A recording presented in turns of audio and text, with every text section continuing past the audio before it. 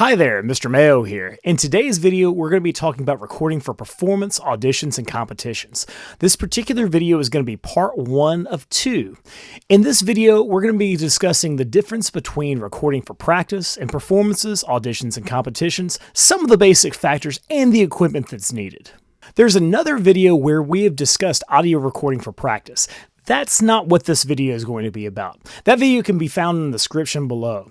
This video is about recording for performances, auditions, and competitions. So what's the difference? When we record for practice sessions, it's about listening to ourselves, identifying spots to improve, and listening from a different perspective.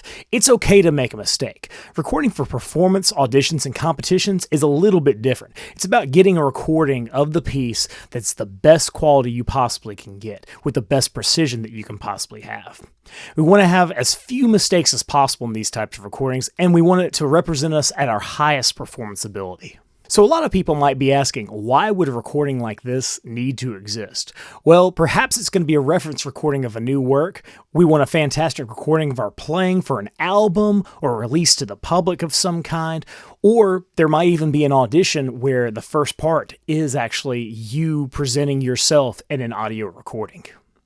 During the COVID-19 pandemic, recording performances became a big factor in many music programs, including the one that I'm involved with. Many colleges and professional positions have a first round of auditions that have to actually be recorded. There's also a lot of competitions out there for solo instruments, chamber groups, and ensembles that involve recording.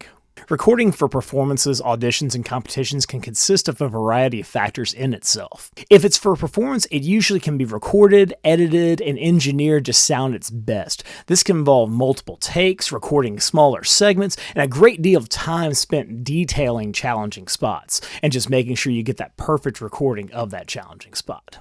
If it's for a competition or audition, a lot of times it has to be one solid take where no editing is allowed. The first major decision we have to make in these situations is, are we going to record it ourselves, or are we going to hire out someone to record for us? Recording it ourselves can be very cost effective, as it really doesn't cost us anything except for the equipment that we might already have. And we learn a great deal about recording through the process. Hiring someone out to record for us can cost us money, but it can often turn out a higher quality recording even when editing is not allowed.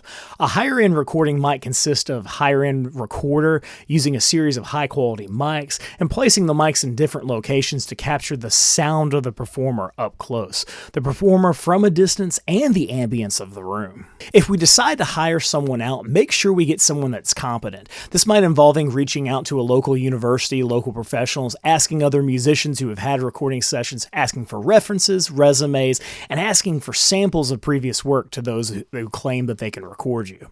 If you choose to record yourself, you want to consider several different factors. The largest factor is to be prepared no matter how you decide to record. If we have not put in the practice time, polished each detail, and practiced full runs of what we're going to be recording, then we're going to be wasting our time and the time of anyone involved in the recording process. If we've hired someone to record for us, this can cost us a lot of money and their time as well. Being prepared will help us turn out the best product we possibly can. If you're not prepared, then the product will be lackluster and often not even worth posting to the public or submitting for a competition or audition. So let's make sure we put in the time on the front end. Get the micro details so that way we can work on the macro, the big picture. If we are self-recording, we need to think about the recording equipment that we use. This can be an audio and or video equipment depending on what we're recording and the requirements for the audition. For audio and video, it could be as simple as using a phone or a tablet. Technology has come a long way over the past decade, and when it comes to phones and tablets, the microphones are pretty good and the video quality tends to actually be great.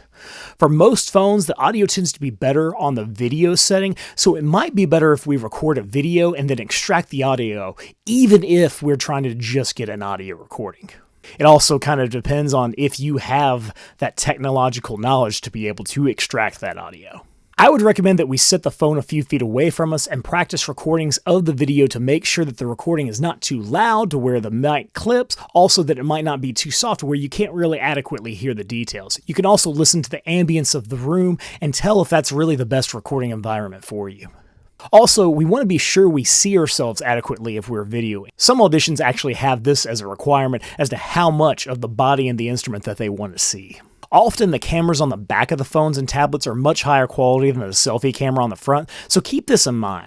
Please note that a lot of cameras and tablets actually have a setting in there where they automatically adjust volumes to keep the volume from peaking, and this can make your dynamics seem very lackluster. So this might be the negative side, and most phones don't really have that technology where you can disengage that. Sometimes you can find an external app that will allow you to do that, but it can be a challenge, and sometimes you have to pay money for those apps. If we're wanting to go more on the high end on audio recording, we could look at investing in higher end recorder. We have to be careful when it comes to investing in a recorder because there's many brands out there and a lot of them are just about cheap and making less quality and more quantity in the process. I personally recommend the brand Zoom, and it's not the same Zoom that we all used during the pandemic for video conferencing. I have personally used the Zoom H1N, H2N, and H6. All of them have done a great job of picking up speech, vocals, and instruments. If the recording is something that we want to be serious about, we could look into software, USB interfaces, and microphones, which will allow us to record and edit this high-end equipment. There's actually a college major associated with recording called Recording Technology, where they actually teach you the potential best ways to record, mix, and engineer as a career. When it comes to video recording, most smartphones and tablets that have been released in recent years have excellent quality. We can potentially look at going even higher end or on video with things such as digital cameras and even mirrorless cameras. These can be quite expensive though. Remember that in most music situations, the audio is going to be more important than the video. If we're going to be looking at making an investment, I would recommend making one in audio. If we're recording audio and video on two separate devices, we need to find a way to sync the two together. This can also be done through video editing software on a computer such as Windows Movie Maker, iMovie, Move AVI Video Editor, or Final Cut Pro. Also, depending on your phone, it may be possible to get a dongle with cables where you can utilize a digital audio recorder through your phone or your tablet. If we tend to do a good bit of audio recording with video, this could save time in editing as we no longer have to find a way to take the audio file and sync it to the video file. If we have a digital camera, it may also be possible depending on the camera.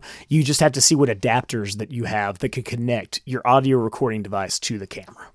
So that's it for part 1 of recording for performance, auditions, and competitions. Be sure to be on the lookout for part 2 coming soon. If you have any questions, feel free to send me an email at mayo@jeffreymayo.com.